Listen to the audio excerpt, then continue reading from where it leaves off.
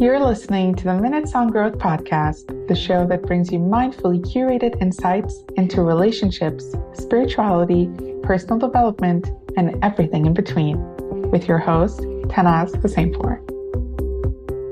Hi, soul friends. It's Tannaz, and welcome back to another short solo episode of the Minutes on Growth podcast.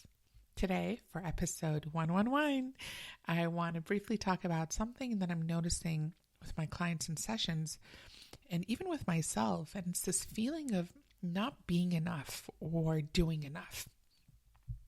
Social media and societal expectations have both created this illusion that our life is incomplete without certain things. For example, in my culture, Middle Eastern culture, it's been normalized to ask girls after they've finished post-secondary school, so when are you getting married? And then as soon as you get married, it's, so when are you having kids? And once you have your first child, it's, so when are you having the second one? And so forth. These questions, while well-intended, can create this belief in the recipient's life that my life as it is right now is not complete. And if it's not complete, how can I possibly feel fulfilled or happy? So this is the energy of not enoughness. And in fact, the majority of us tend to operate from this energetic space quite often. We wake up in the morning thinking, oof, I didn't get enough sleep last night. We go to bed thinking, oh, I didn't get enough done today. We open up social media and think, oh, I don't have enough. I mean, how many of you have thought, if only I make 20 or 30 or 40% more than I do right now, I'll have enough. But you already have 20 or 30 or 40% more than you did in the past, and that feeling is still not there.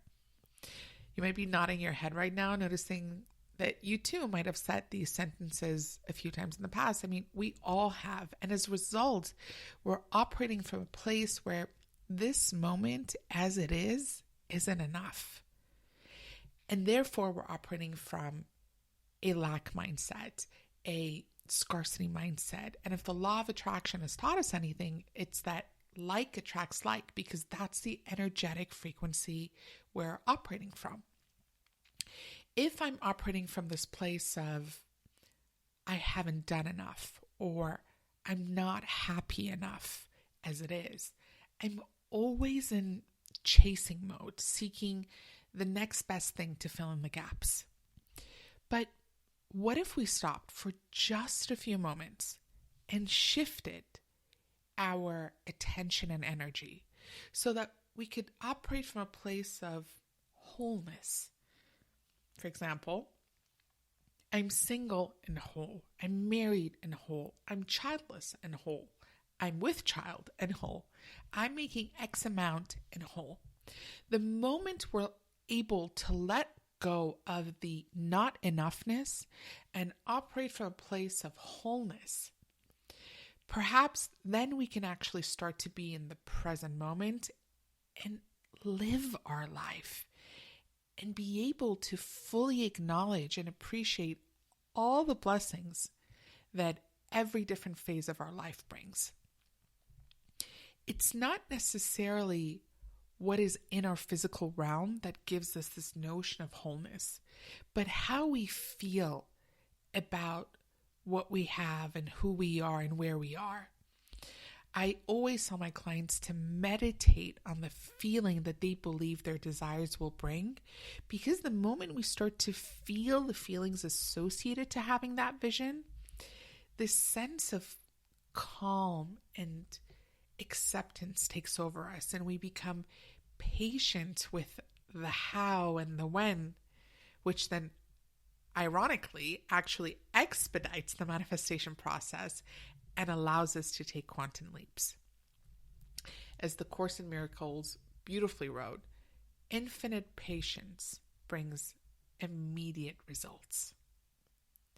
And by the way, this feeling of wholeness also brings confidence, and true confidence is a super attractor. Have you ever noticed that when you first enter into a relationship, you're beaming with so much light, you're glowing, and coincidentally, your ex reaches out, or everywhere you go, people are more interested in you.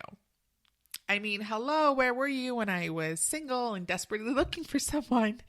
But that's the thing. When we're chasing, we're exuding this energy of desperation and lack. And when we acknowledge our wholeness, which comes from our innate self-worth, and by the way, we're all born worthy and deserving, and there's nothing we need to do to gain that self-worth. Our aura, that knowing, that acknowledgement shifts our aura, and our aura starts to bring people and opportunities to us. So soul friends, this is my tip for you today.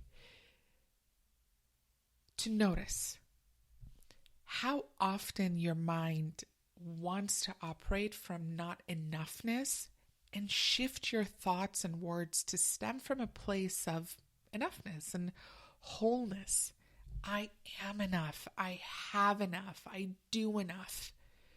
Only then can we liberate ourselves from the chase and actually fulfill our highest potential. And that's the irony of it all. When we stop chasing, we step into this realm of infinite potential and become super attractors of all that is for our highest good and the highest good of all. Sending you lots and lots of love. Speak soon.